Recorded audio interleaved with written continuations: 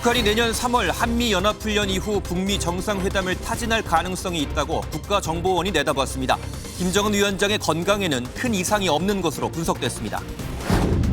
이재명 대통령이 국회 시정연설에서 728조 원 규모의 내년도 예산안은 인공지능 시대를 여는 첫 번째 예산이라며 초당적 협력을 당부했습니다. 여야는 오늘 공청회를 시작으로 내년도 예산안을 본격 심사합니다. 만취 상태로 차를 몰다 일본인 관광객 모녀를 들이받아 어머니를 숨지게 한 30대 남성의 구속영장 실질 심사가 오늘 열립니다. 일본인 피해자 유가족은 오늘 입국합니다. 조지 워커 부시 행정부의 2인자였던 딕 체니 전 미국 부통령이 84세를 일기로 별세했습니다. 현지 언론은 9.11 테러에 대응해 테러와의 전쟁을 설계했던 역사상 가장 강력한 부통령이라고 평가했습니다. 시청자 여러분 안녕하십니까? 지난주 에이펙 정상회의 기간 북한의 거부로 북미 정상회담이 불발됐죠. 하지만 김정은 북한 국무위원장이 물밑에서는 미국과의 회동을 준비한 정황을 국가정보원이 확인했습니다. 내년 3월이 정세의 분기점이 될 것이란 전망도 나왔습니다. 오늘 굿모닝 MBN 첫 소식을 손성민 기자가 보도합니다. 국회 정보위원회는 어제 서울 내곡동 국가정보원 청사에서 비공개 국정감사를 진행했습니다. 국가정보원은 경주 에이펙 정상회의를 계기로 한 북미 정상회담은 불발됐지만 북한이 물밑에서 미국과의 대화에 대비해온 정황이 포착됐다고 밝혔습니다. 특히 최선희 북한 외무상의 러시아, 벨라루스 방문과 관련해 출국 여부를 막판까지 고심한 흔적이 확인됐다고 설명했습니다. 그러면서 북한이 미국 행정부의 대북 실무진 성향을 분석하며 향후 접촉에 대비한 전략을 준비하고 있는 것으로 분석된다고 전했습니다. 국정원은 김정은이 대미 대화 의지를 갖고 있으며 향후 조건이 갖춰지면 미국과의 접촉에 나설 것으로 판단하고 있습니다. 특히 국정원은 내년 3월이 정세 분기점이 될 수 있다고 전망했습니다. 내년 3월 한미연합훈련 이후 열병식이 개최하는 동시에 북미 정상회담도 추진하지 않을까 전망하고 있습니다. 또 국정원은 북한이 러시아군 추가 파병에 대비하고 있고 중국과는 신암록강대교 개통 등으로 밀착 관계를 이어가고 있다고 분석했습니다.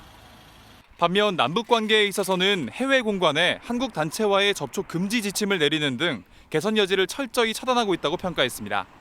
MBN 뉴스 손성민입니다.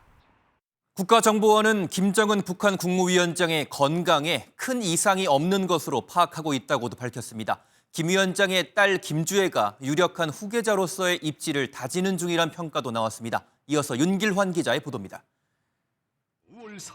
국가정보원은 김정은 북한 국무위원장의 건강에 대해 큰 이상이 없다고 분석했습니다. 국정원은 어제 국정감사에서 김 위원장이 기저질환이 있다고 알려졌음에도 장시간 이동과 각종 행사를 무리 없이 소화하고 있다며 이같이 밝혔습니다. 또 심박수는 분당 80이며 과거에 꽤 높았던 고혈압 가능성이 낮아진 걸로 평가한다고 밝혔습니다.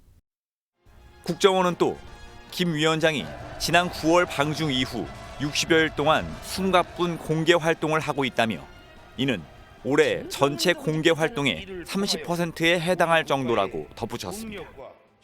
여러 가지 연설을 통해서 대민 직접 메시지를 발신하고 있고 이를 통해서 지도력을 부각하고 미래에 대한 기대감을 김 위원장의 딸 주애에 대해서 국정원은 올해 처음 외교 분야까지 활동 반경을 넓혔다며 유력한 후계자로서의 입지를 다지는 중이라고 평가했습니다. 다만 김주애가 최근 60일 동안 잠행 중으로 보인다며 김정은에 대한 조명을 더 집중하기 위한 목적이라고 분석했습니다. 김주애가 부각됨으로써 과도하게 현 지도자 김정은이 부각되는 것보다는 후계 논의가 너무 떠오르기 때문에 국정원은 또 북한군 건설부대 5천여 명이 지난 9월부터 러시아로 순차 이동해 인프라 복구에 동원될 것이라며 추가로 파병된 공병 1,000여 명은 지뢰 제거에 투입됐다고 설명했습니다. MBN 뉴스 윤기란입니다. 이재명 대통령이 취임 후 두 번째로 국회에 시정연설을 했습니다. 올해 대비 8.1% 증가한 728조 원 규모의 내년도 예산안 편성을 설명하면서 AI를 28번이나 언급했습니다. 박정희, 김대중 전 대통령이 각각 산업화와 정보화의 고속도로를 깔았던 것처럼 자신은 AI 고속도로를 구축하겠다는 의지를 거듭 드러냈습니다. 먼저 송주영 기자가 보도합니다. 길게 늘어서 박수치는 더불어민주당 의원들 사이를 이재명 대통령이 지나갑니다. 의원들과 일일이 약수하며 국회 본회의장 단상에 오른 이 대통령은 환호하는 민주당 쪽과 달리 텅 비어있는 국민의힘 의원석을 가리키며 한마디 합니다.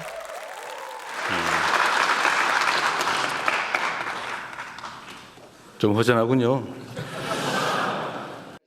22분간의 시정연설에서 이 대통령은 내년도 예산안을 올해 대비 8.1% 증가한 728조 원으로 편성했다고 밝혔습니다. 특히 AI 시대를 여는 대한민국의 첫 번째 예산이라며 확장 재정 필요성을 강조했습니다. 박정희 대통령이 산업화의 고속도로를 깔고 김대중 대통령이 정보화의 고속도로를 낸 것처럼 이제는 인공지능 시대의 고속도로를 구축해서 도약과 성장의 새로운 미래를 열어야 합니다. 구체적으로 임기 내 AI 3대 강국으로 도약하기 위해 올해보다 3배 많은 총 10조 1천억 원을 편성했다고 설명했습니다. 그 의지를 반영하듯 6,200자 분량의 시정연설문에 AI가 28번으로 가장 많이 언급됐습니다. 이 밖에도 이 대통령은 취약계층의 생활을 두텁게 보호하고 균형 발전 등에도 예산안을 사용하겠다고 밝혔습니다. 이 대통령 연설 내내 40차례 가까운 큰 박수가 터져 나왔고 연설이 끝나고 나서 민주당 의원들은 이 대통령을 연호하며 배웅했습니다.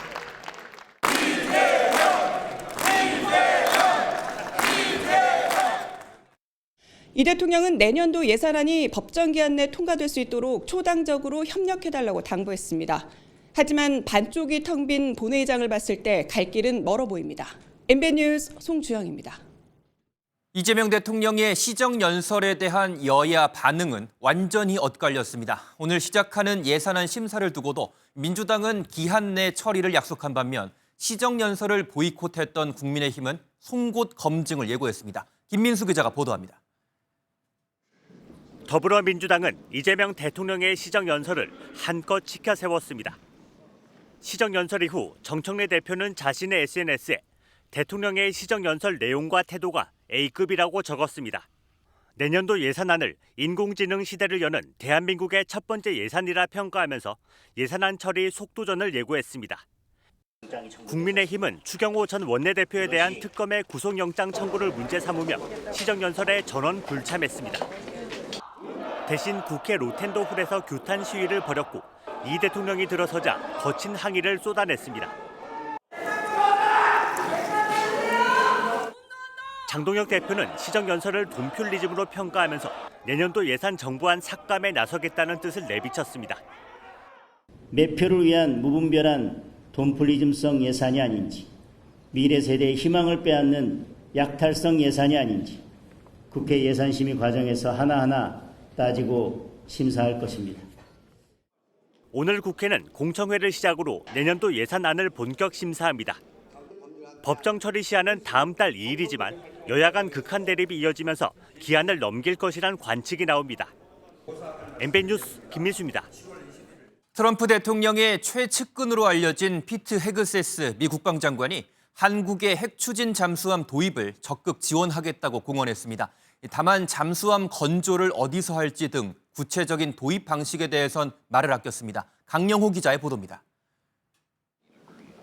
한국과 미국의 국방부 장관이 나란히 기자회견장에 들어섭니다. 전날 판문점 공동경비구역을 함께 방문한 데 이어 두 사람은 제57차 한미안보협의회의 SCM을 진행했습니다. 피트 헤그세스 미 국방장관은 트럼프 대통령이 약속한 한국의 핵추진 잠수함 도입을 재차 공언했습니다. The next one is on nuclear-powered submarines. We're going to work closely with the Department of State and the Department of Energy to fulfill President Trump's commitment in a deliberate manner. And I think. 다만 구체적인 건조 방식에 있어서 미국이 핵 연료만 제공하는 것인지 아니면 미국 내에서 건조하는 것인지는 즉답을 피했습니다. And then as far as the details of approval, that's a little bit outside my lane. So I'm happy to not have to necessarily deal with every aspect of how that gets negotiated. But the good faith talks, good faith discussions. 헤그세스 장관은 한미동맹에서의 한국의 주도적 역할을 거듭 강조했는데 중국 견제와 같은 주한미군의 역할 재조정 가능성을 시사한 걸로 풀이됩니다. 이런 가운데 안규백 국방부 장관은 미국 일각에서 제기되는 한국의 핵무장 우려에 대해 선을 그었습니다. 대한민국은 NPT 체제에 가입된 나라로서 핵을 본질적으로 가질 수 없는 나라입니다. 따라서 대한민국에서 핵무기 개발은 있을 수가 없을 것입니다. 이재명 정부 들어 처음 열린 SCM이지만 양국 장관은 이례적으로 공동 성명은 내놓지 않았습니다. 한미 정상회담의 결과를 담은 조인트 팩트시트 공개 이후 공동 성명도 발표한다는 계획입니다. MBN 뉴스 강용호입니다. 지난주 경주에서 열린 한미 정상회담에서 이재명 대통령과 트럼프 미국 대통령이 관세 협상에 전격 합의했죠. 한미 양국이 합의문 확정과 발표를 위한 조율에 속도를 내고 있는데요. 핵심인 자동차 관세 인하 적용 시점을 최대한 앞당기는 문제를 놓고 막판 협의가 이뤄지고 있습니다. 보도에 조성우 기자입니다. 한미 양국이 관세 협상의 세부 내용을 담은 합의문을 최종 조율하고 있습니다. 공동 설명 자료 조인트 팩트 시트가 이번 주 발표될 것으로 예상되는 가운데 곧 양해각서에 서명할 것이란 관측이 나옵니다. 관세 인하가 신속히 이루어질 수 있도록 적절한 시일 내 정부 대표 임명을 받아 전략적 투자 MOU를 서명하겠습니다. 양해각서에는 3,500억 달러 규모 대미 투자 펀드의 구체적인 운영 방안이 담길 전망입니다. 정부는 재원을 마련하기 위해 법안 발의 등 국내 절차도 추진하고 있습니다. 김정관 산업통상부 장관은 기재부와 공동으로 11월 중 MOU 이행을 위한 기금 조성 법안 발의를 추진하겠다고 밝혔습니다. 연간 200억 달러씩 나눠내기로 한 현금 투자 2천억 달러를 위해 본격적인 기금 조성에 착수하겠다는 겁니다. 자동차 관세 15% 소급 적용 시점을 최대한 앞당기는 문제도 협의 중입니다.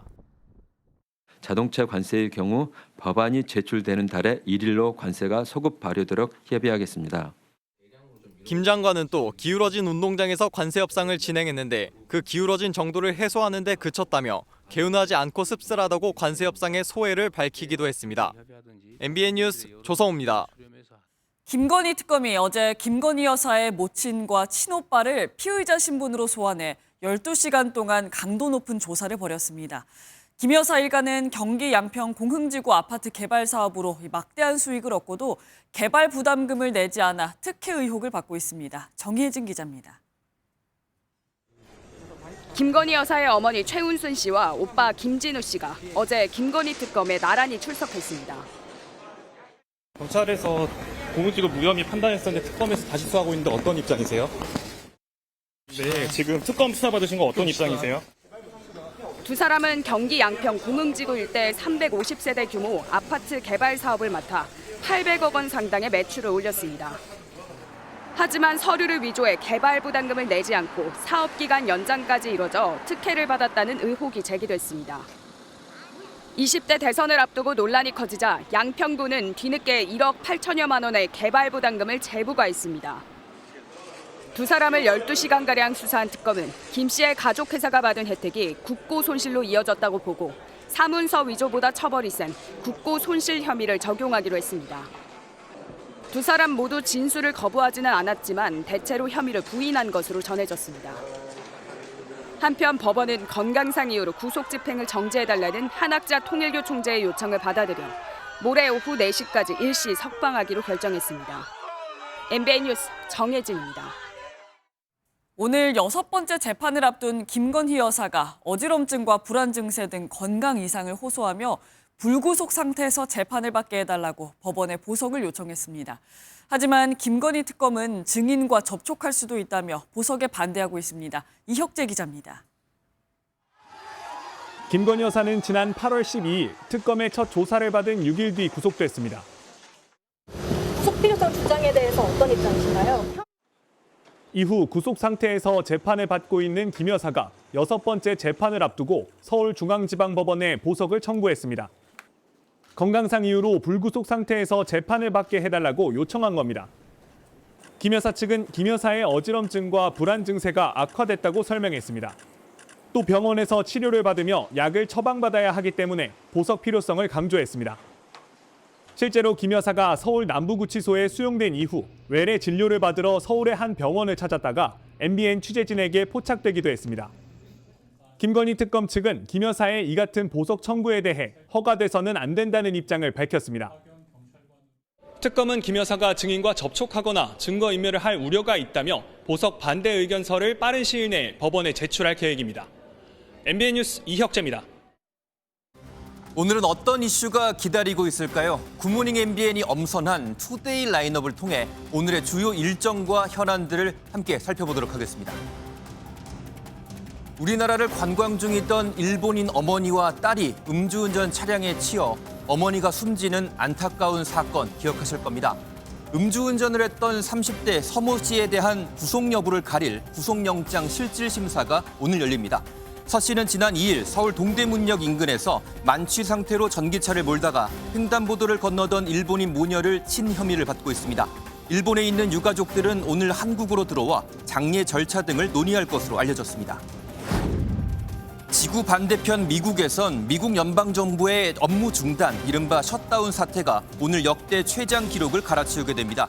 우리 시각으로 오늘 오후 2시를 넘기면 트럼프 행정부 1기 시절 35일이었던 셧다운 최장 기록이 새로 쓰이게 되는데요. 공무원이 거리에서 핫도그 장사를 하고 공항이 마비되는 등 사태는 심각하지만 미국의 여당인 공화당과 야당인 민주당의 대치는 계속되고 있습니다. 이번엔 훈훈한 소식입니다. 서울시 소방재난본부가 화상 환자를 돕는 2026 소방관 희망 나눔 달력을 오늘부터 사전 판매한다고 밝혔습니다. 몸짱 소방관 달력으로도 불리는 이 달력은 올해 12번째를 맞이한 서울소방의 사회공헌 프로젝트로 판매 수익금 전액은 저소득 화상 환자의 치료비 지원에 쓰인다고 합니다. 오늘 밤은 하늘 한번 쳐다보셔야겠습니다. 2019년 이후 6년 만에 지구와 가장 가까운 달인 슈퍼문이 오늘 밤하늘에 떠오릅니다. 올해 가장 크고 밝은 보름달이 뜨는 건데요. 지난 4월에 떴던 가장 작은 보름달보다는 14% 정도 더 크다고 하니 더욱 낭만적인 밤이 되겠네요. 지금까지 투데이 라인업이었습니다. 2002년 월드컵 4강 신화의 주역인 유튜버 이천수 씨가 수억 원대 사기 혐의로 고소를 당했습니다. 오랜 지인에게 돈을 빌리고 갚지 않았다는 건데 이 씨는 돈을 빌린 게 아니라 그냥 쓰라고 준 돈이었다며 혐의를 부인하고 있습니다. 경찰은 고소인 조사를 마치고 조만간 이 씨를 소환할 방침입니다. 황찬민 기자의 보도입니다. 월드컵 4강 신화의 주역으로 국민에게 큰 기쁨을 안기고도 심판에게 주먹 감자를 날리거나 음주 폭행 시비에 휘말리는 등 잦은 물의를 일으켰던 악동 이천수 씨. 지난 총선에서 유력 정치인의 후원 회장을 맡아 선거 유세를 도우면서 세간의 이목을 끌기도 했습니다. 여러분들 잘 판단해 주셔야 됩니다. 개항이 발전하려면 개항에서 일할 수 있는 후보를 해 주셔야. 총선 패배 이후 유튜브 활동에 전념하던 이 씨가 최근 사기 혐의로 피소됐습니다. 이 씨의 오랜 지인 A 씨가 이 씨에게 수억 원대 사기 피해를 입었다며 지난달 제주 서귀포경찰서에 고소장을 낸 겁니다.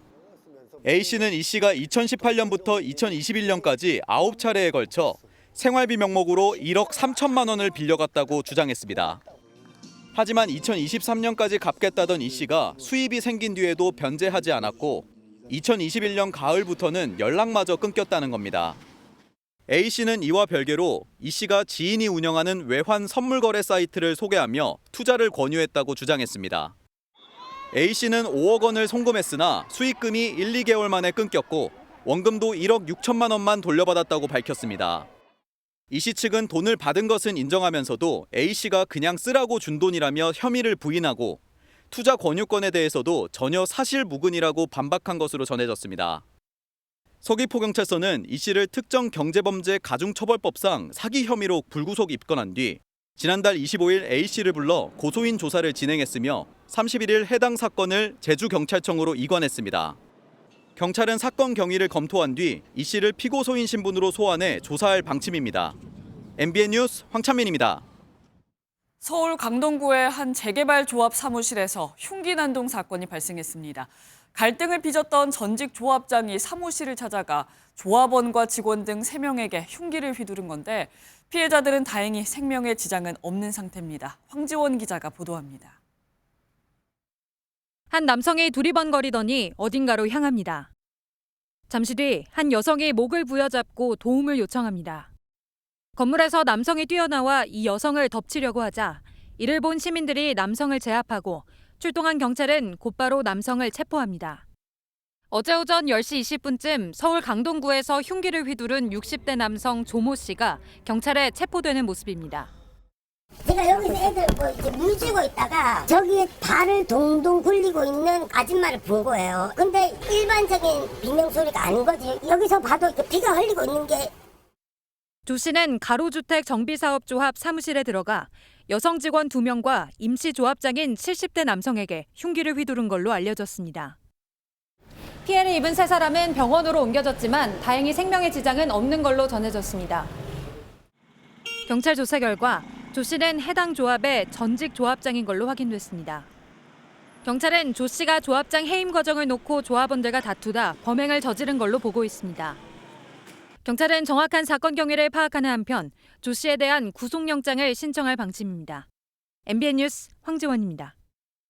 MBN이 단독 취재한 뉴스로 이어가겠습니다. 대형 증권사를 믿고 돈을 맡겼더니 정작 직원이 고객의 돈을 빼돌린 사실이 드러났습니다. 돈을 빼돌려 도박을 한 것으로 알려졌는데 피해 고객은 최소 67명, 피해액도 수억 원에 달할 걸로 보입니다. 최민성 기자가 단독 보도합니다. 서울 강남구의 한 대형 증권사 지점입니다. 그런데 이곳에서 근무하던 30대 남성 직원이 고객의 돈을 빼돌린 사실이 드러났습니다. 지금까지 확인된 피해 고객만 67명, 피해액은 아직 정확히 집계되지 않았지만 수억 원에 이를 것으로 추정됩니다. 빼돌린 돈은 도박을 하는 데 사용된 것으로 전해졌습니다. 이 직원은 지난달 말 아내와 동료 직원에게 도박 사실을 털어놓는 내용의 문자를 보낸 뒤 연락이 끊긴 것으로 파악됐습니다. 경찰에 실종 신고가 접수됐지만 직원은 이튿날 서울의 한 등산로에서 숨진 채 발견됐습니다. 돈이 빠져나간 경위를 파악 중인 증권사는 피해 고객들을 만나 해결 방안을 논의 중이라며 재발 방지를 철저히 하겠다고 밝혔습니다. 고객과의 신뢰가 중요한 증권사인 만큼 사안의 파장이 클 것으로 예상됩니다. MBN 뉴스 최민성입니다. 북한 인권운동가가 자신도 모르는 사이에 자신의 계정으로 지인들에게 해킹 카카오톡 메시지가 보내진 사실을 뒤늦게 알아챘습니다. 누구나 관심을 가질 만한 스트레스 해소법이라며 파일을 컴퓨터에 내려받아 보라는 내용이었는데 알고 보니 북한 해킹 조직이 북한 관련 인물들의 정보를 빼내려는 시도였습니다. 경찰이 수사에 착수했습니다. 김태희 기자의 단독 보도입니다. 북한 인권운동가 김은주 씨의 지인에게 전송된 카카오톡 메시지입니다. 친절히 이름을 부르고 일상에 여유를 줄 수 있는 스트레스 해소 프로그램이라며 컴퓨터에서 파일을 내려받으라고 추천합니다. 알고 보니 메시지를 보낸 사람은 김 씨가 아니라 김 씨의 카카오톡 계정을 탈취한 해커였고 파일은 내려받으면 PC의 모든 정보를 빼앗기는 악성 파일이었습니다. 김 씨의 휴대전화가 먼저 해킹을 당했고 마음대로 김 씨의 카카오톡을 쓸 수 있게 된 해커가 지인 36명에게 파일을 전파했습니다. 확인차 연락을 했다고 하더라고요. 그래서 그때 자 싶었어요. 누군가 내 카카오톡으로 지인들한테 무언가를 보내고 있구나. 수사에 착수한 경기 남부경찰청 안보사이버 수사대는 해커가 쓴 악성 코드 제작 방식과 구조가 기존 북한 해킹 조직의 수법과 유사하다며 북한 소행으로 보고 있습니다. 정보 수집을 목적으로 북한이 탈북자나 북한 전문가 해킹을 시도한 사례는 많습니다. 다만 특정인의 스마트폰을 해킹해 먹통으로 만든 뒤 카카오톡 PC 버전으로 악성 코드를 확산하는 방식은 처음 확인됐습니다. 원격으로 안드로이드 스마트폰을 초기화하는 공격 수법이 쓰였고요. 이는 북한발 해킹 공격에서 보고된 바 없는 전례 없는 수법입니다. 본인 휴대전화가 갑자기 초기화된다면 해킹 피해를 의심해야 하고 추가 피해를 막으려면 친한 지인이 보낸 것이라도 수상한 파일을 내려받아선 안 됩니다. MBN 뉴스 김태희입니다.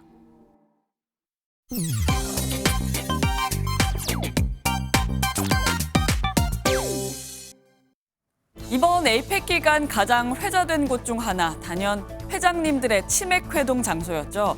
아예 엔비디아 젠슨 황 CEO와 이재용 정의선 회장의 테이블에 올랐던 메뉴가 공식 세트로 출시되는 등 인기가 식을 줄 모르는 모습입니다. 이런 와중에 경쟁사인 또 다른 치킨 브랜드 업체 공식 SNS 계정 담당자가 한탄 글을 털어놓아 주목을 받았는데요. 백날 기획하면 뭐하냐, 젠슨 황이 안 오는데 부러움과 한탄이 섞인 유머 글은 10만 회 이상 조회되며 화제를 모았습니다. 누리꾼들은 물타기 마케팅 나쁘지 않다. 이 글 보고 생각나서 주문했다. 직장인으로서 한숨 나오는 거 공감된다 등 유쾌하다는 반응을 보이고 있습니다. 의미를 알 수 없는 내용이 적힌 편지를 받은 누리꾼 사연이 온라인상에서 화제입니다. 보시는 것처럼 모, 기, 선, 염 등 단어들이 총 100개가 적혀 있는데요. 사연자의 우편함에서 발견된 이 뜻모를 내용의 편지, 놀랍게도 범인은 집주인이었습니다. 재개발이 무산된 집을 세입자에게 팔려다가 거절당하자 매매를 기원하며 주술적 의미로 벌인 일이었다고요. 실제로 온라인에선 이렇게 집이 잘 팔리는 비법이라며 미신 행위를 공유하는 글들을 심심치 않게 찾아볼 수가 있습니다. 누리꾼들은 너무 무섭다, 저주인 줄 알았다, 중복 글씨가 많은데 집 안 팔릴 듯 등 반응을 보였습니다. 아무리 그래도 타인에게 해를 끼치면서까지 미신에 기대는 일은 없어야겠습니다. 딱지 모양으로 접힌 5만 원권, 날짜와 함께 사랑하는 아빠가 마지막으로 준 용돈이라는 글씨가 적혀 있습니다. 돌아가신 아버지가 준 용돈을 간직하고 있다는 한 누리꾼의 사연인데요. 해당 글이 확산되면서 너도 나도 비슷한 경험을 가진 누리꾼들의 추억담이 쏟아지고 있습니다. 치매를 앓았던 할머니가 잠시 정신이 돌아왔을 때 주신 용돈부터 서울로 학교를 가게 됐을 때 아버지가 주고 간 낡은 오디오 플레이어, 아버지가 마지막으로 신으셨던 신발을 15년째 간직 중인 사연까지 세상을 먼저 떠난 가족을 그리워하는 댓글이 이어졌는데요. 처음 글을 올렸던 누리꾼은 재차 이렇게 많은 분들이 같은 추억을 간직하고 있을 줄은 몰랐다라며 살면서 이 돈만큼은 절대 쓸 일이 없도록 열심히 살겠다라고 덧붙였습니다. 지금까지 인터넷 와글와글이었습니다. 한 지적 장애인이 경찰 수사에서 횡령 혐의 피의자로 몰렸다가 검찰의 직접 보완 수사로 1년 8개월 만에 누명을 벗은 것으로 MBN 취재 결과 확인됐습니다.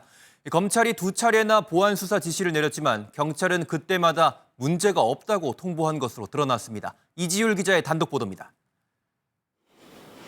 서울 은평구에 위치한 고시원 건물입니다. 지난 2021년부터 지적장애인 A씨와 지인 B씨는 이곳에서 휴대전화 위탁 판매 업체를 함께 운영해왔습니다. 하지만 거래처로부터 5,200만 원을 갚지 못해 횡령 혐의로 고소당했습니다. 서울 서부경찰서는 계약서 명의가 지적장애인 A씨로 돼 있었고 B씨에게 업무를 지시한 대화 내역 등을 근거로 장애인 A씨만 기소 의견으로 검찰에 사건을 넘겼습니다. 하지만 검찰은 지적장애가 심한 A씨가 범행을 저지르기 어렵다고 판단했습니다. 이에 지난 2023년 2월과 11월 2차례에 걸쳐 보완 수사를 요구했지만 경찰은 그때마다 기존 결정을 유지한다고 통보했습니다. 결국 지난해 5월 직접 보완 수사에 착수한 검찰은 A씨 휴대전화 포렌식 과정에서 결정적 물증을 확보했습니다. 둘의 대화 내용이 조작된 정황과 함께 장애인 A씨 명의로 진행된 대출 상담 녹음 파일에서 B씨가 답변을 지시하는 음성이 나온 겁니다. 결국 재판에 넘겨진 B씨는 지난 8월 징역 1년이 확정됐습니다. 진행했던 대출 때문에 지금 민사소송도 진행 중이라고 하면서 굉장히 어려움을 갖고 있다고 하더라고요. 전면 재수사를 하게 된 것에 상당한 고마움을 표시. 당시 수사 관계자는 2년 전 사건이라 현재 기억이 나지 않는다며 보완 수사에 최선을 다했지만 송치가 맞다고 판단해서 그런 결정을 했을 거라고 해명했습니다. 지적장애인이 경찰 수사 이후 누명을 벗기까지 1년 8개월이나 걸렸는데 검찰의 보완 수사가 없었다면 이마저도 어려웠을 거란 지적입니다. MBN 뉴스 이지율입니다. 음식점에서 난동을 부리거나 택시기사를 폭행하는 폭력 사건에는 대부분 술이 따라옵니다. 술을 마시고 심지어 경찰관까지 폭행하는 일도 태반인데 한 경찰서에서 전담팀까지 꾸려 강력 대응에 나섰습니다. 결과는 어떻게 됐을까요? 이재호 기자가 보도합니다. 한 남성이 출동한 경찰관에게 욕설을 퍼붓습니다.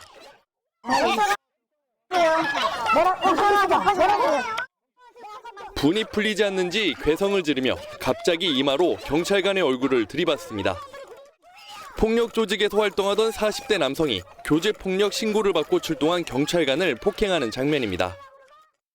택시 안에선 취객이 기사의 멱살을 붙잡고 폭행하고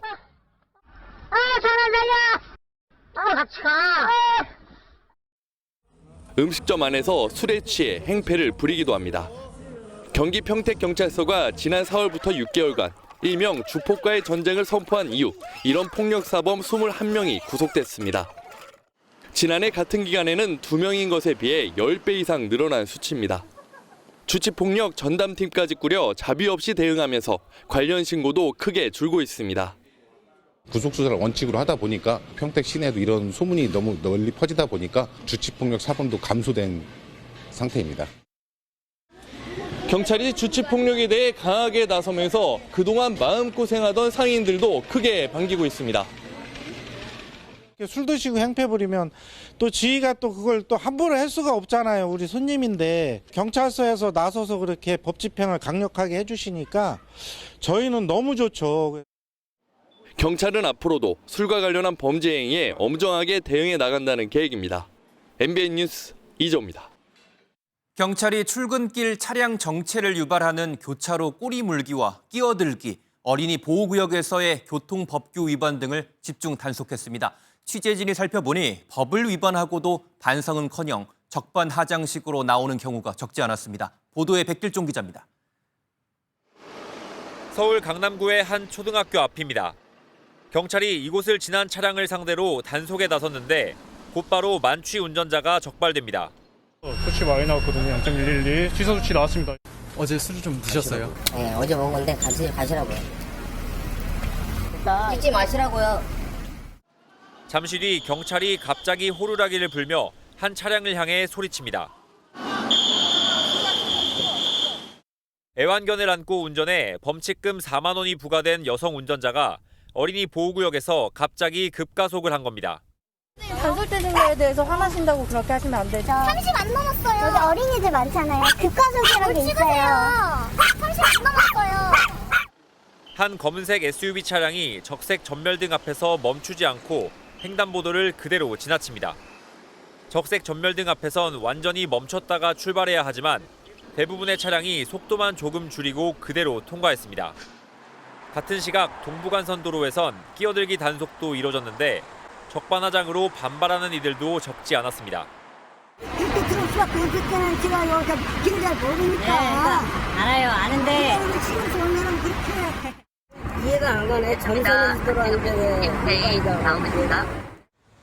서울경찰청은 주요 도로 4곳에서 출퇴근 시간대 차량 정체를 유발하는 음주운전과 꼬리물기 등 252건을 단속했는데 연말까지 시민 제안을 받아 현장을 점검해 개선책을 내놓을 방침입니다.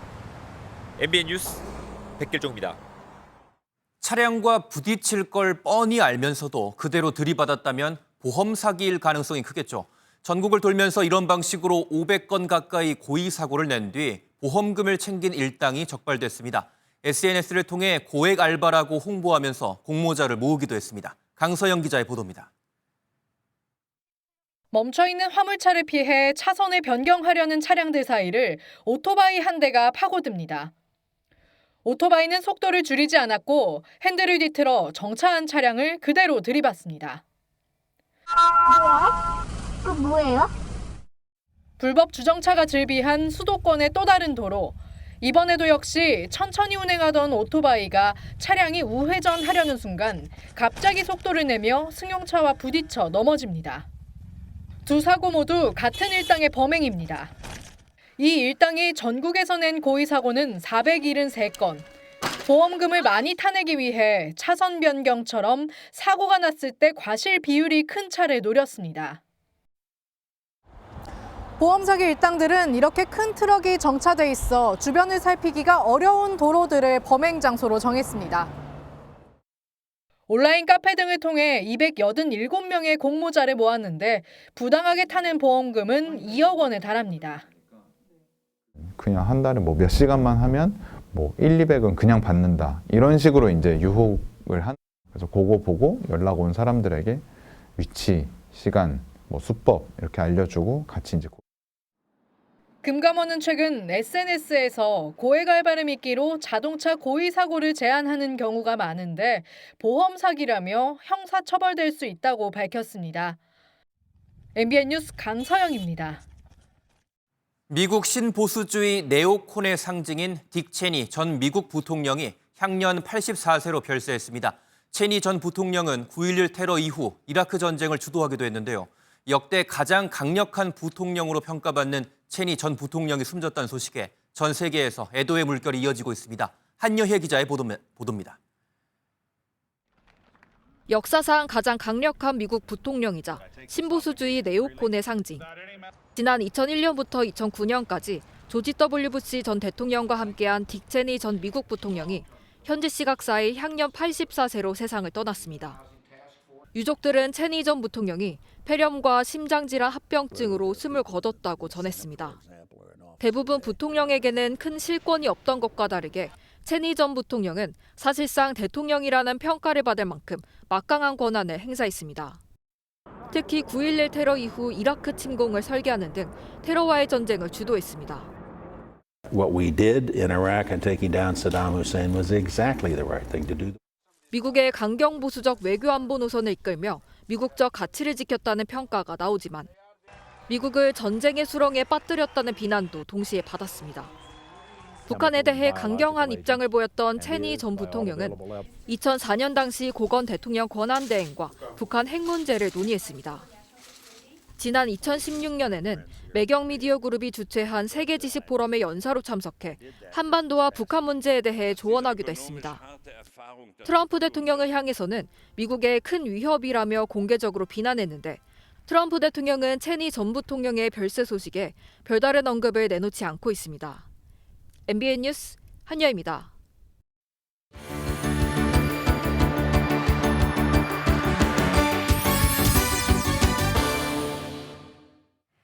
굿모닝 월드입니다. 미얀마에서 빛의 축제가 열렸습니다. 그 어디에서도 보지 못한 크기의 풍등이 시선을 사로잡는데요. 현장으로 가봅니다. 사람들이 횃불을 들고 모여 거대한 풍등안을 달굽니다.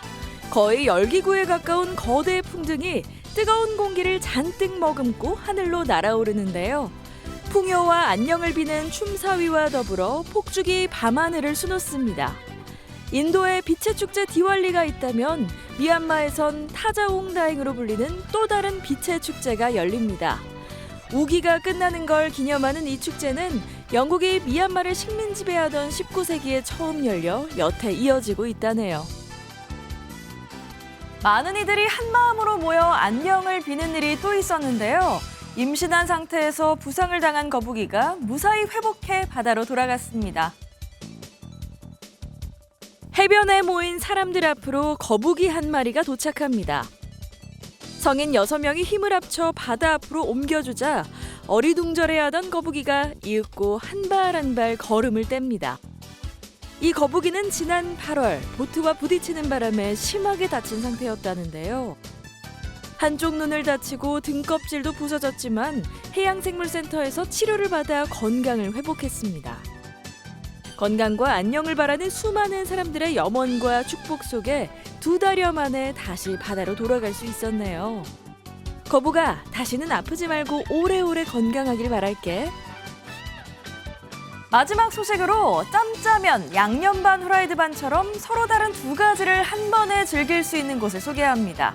산책길에 서면 왼쪽과 오른쪽의 빛깔이 다르다는데요. 어떤 광경일지 바로 확인해 보시죠. 산등성이를 기준으로 한쪽 사면은 녹색, 다른 쪽 사면은 붉은색인 광경이 펼쳐졌습니다. 중국 산둥성 셰쯔산에 가을이 왔는데요. 북쪽 사면에 자리 잡은 침엽수림은 푸른 빛을 띠고 있지만 남쪽 사면에서 자라는 안개나무엔 새빨간 단풍이 들었습니다. 서로 다른 두 색의 숲이 선명하게 비교되죠. 중국 언론에선 산의 모습이 마치 한 냄비에 각기 다른 두 가지 육수가 절반씩 담긴 요리 허거와 닮았다고 표현했는데요. 말 그대로 마라맛 풍경이네요. 지금까지 굿모닝 월드였습니다.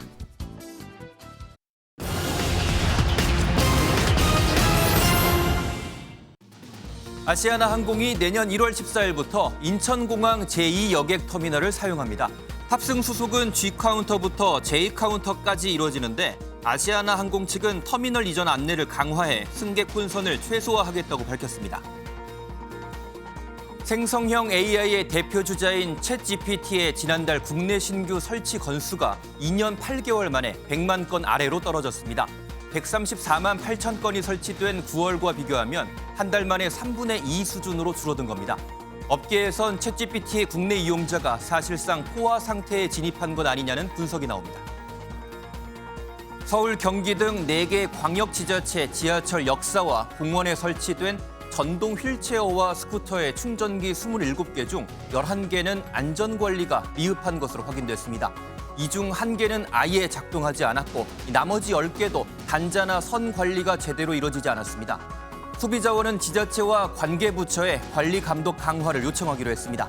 지금까지 오늘의 굿모닝 경제였습니다. KT가 무단 소액 결제 사고로 인한 이용자의 불안이 커지자 결국 오늘부터 모든 고객을 대상으로 유심을 무료로 교체해주기로 했습니다.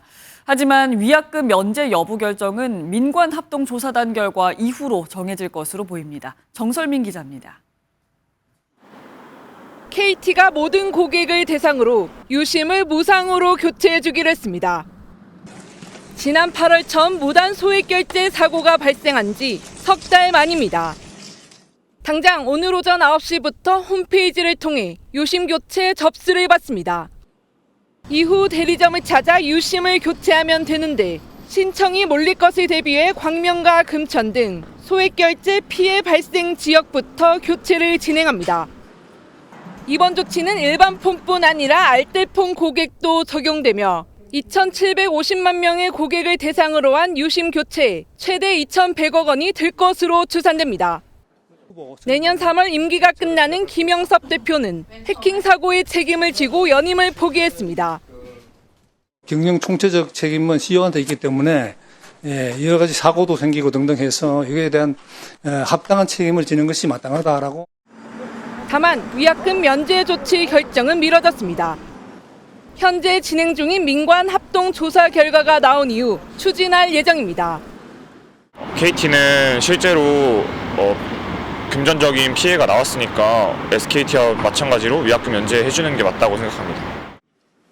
한편 SK텔레콤이 개인정보 유출 피해자에게 1인당 30만 원을 배상하라는 개인정보 분쟁 조정위원회의 결정이 나왔습니다.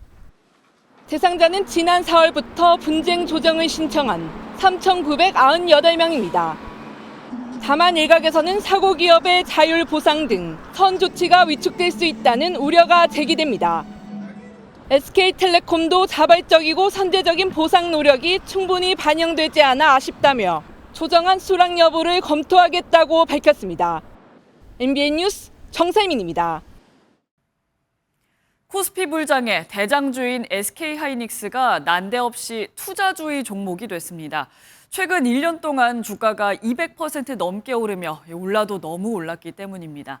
더 오르면 아예 거래 정지가 될 수 있다는 우려에 어제 하루에만 5% 넘게 급락하며 다시 50만 닉스로 돌아갔습니다. 이승훈 기자입니다.